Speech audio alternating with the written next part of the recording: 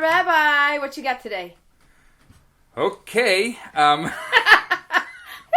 It's never good news when you start out like that. He's gonna lay a bomb on us. Can anyone ask us like a really nice, happy question? No, why would that's boring? We wouldn't have a job. Why is it always about the negative and struggle and the? Because that's life. What do you think is it's in the newspapers? It's in the news. It's all over. Yeah, that's true. Come on. Okay, you're right. Okay, here's the question. Dear Rabbi and Aleeza, why do some men get involved with someone, date them for 3 months, and then say they're not ready to commit? You ready? Yes. It's not done. That happened to me and I was totally blindsided.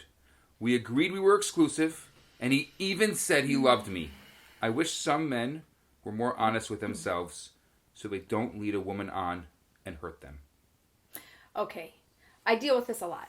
First of all, most likely, okay? Again, we always speak a little bit generically. We take a personal question, but we speak generically. Most likely, A, he didn't lead you on. B, he definitely wasn't trying to hurt you. C, he probably shouldn't have said, I loved you, but he did because he probably felt it. And D, then he probably freaked himself out, and then he disappeared. Okay? Now, he probably didn't go into this thinking, what do I want out of a relationship? And, maybe I'll find my person and I can find love. Like, he's not been dreaming of this since he was 7 to be in a white dress and go get married. He just thought he could meet somebody nice at some point in his life. And when he did, he'd be motivated and then he'd get married. And you're assuming that she has. We're women.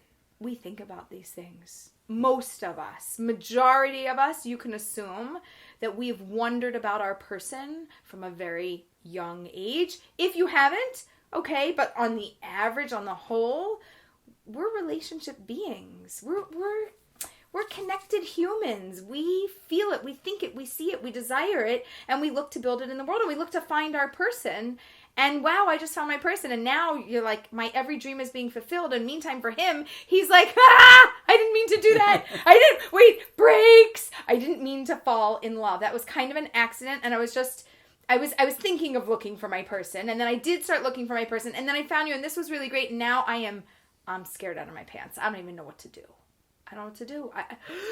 Okay, the quickest way to get out of this pain and this discomfort is to get out of this relationship. Okay, I'm not here. And then I back off. But it's not usually about her.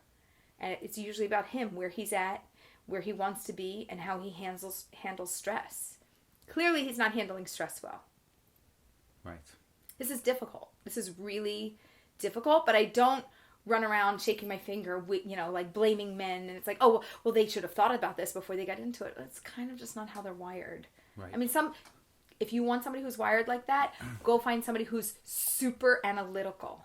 They think about 187 things that are also a little OCD and make you crazy. But that's what it is, because that's how their brain is wired. But the other type of man is not necessarily wired that way. They only think about it when they're in it, because they can only experience it and understand it when they're in the moment. It's true. I also want to say to this questioner that you took an individual, specific, personal issue and made it general. Right. Don't do that. Right. Don't do right. that. It's why not do all men do this? No, why did the person that I'm dating Don't blame all this? men, because what you're doing is you're blindsiding yourself. Right. And you're sabotaging your own future. Right.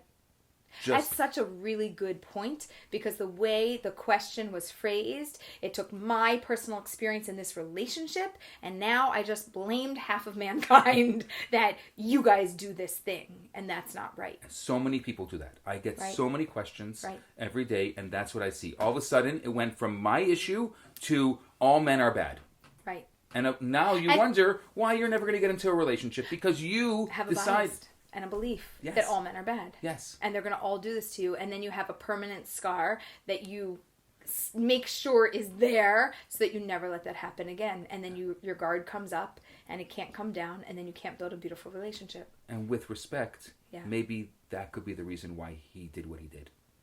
It's possible, because you have a bias. And maybe that came out in the relationship. It could be. Let's just also make it could be that this is a first relationship, and it really blindsided her. Like, she's not coming in with a bias. She doesn't come in with negative stuff. It just happened. It can be if that's down the road or if you've been dating for a number of years. Yes. I look at the question and you're analyzing from a lot of different angles. I want to ask that question. You just, right. I'm not judging you. I'm not saying this is what happened, but ask yourself that question. Do I have a bias? Right. Oh, this is hard.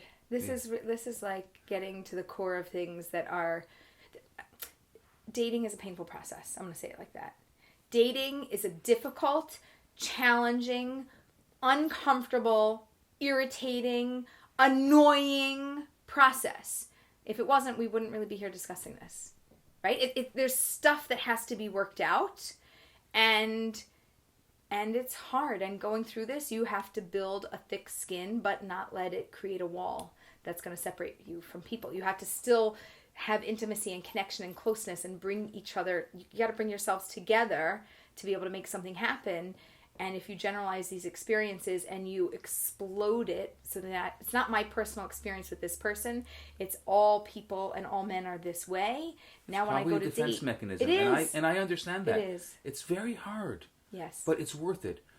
I wish you could see the other side, the long-lasting, loving, healthy relationship, and know that it's worth it. And I hope that this time in your life is short-lived. Amen. I really hope it's short-lived. Yeah. And because there is light at the end of a tunnel, and there is a beautiful future for you at the end of all this difficulty. Right.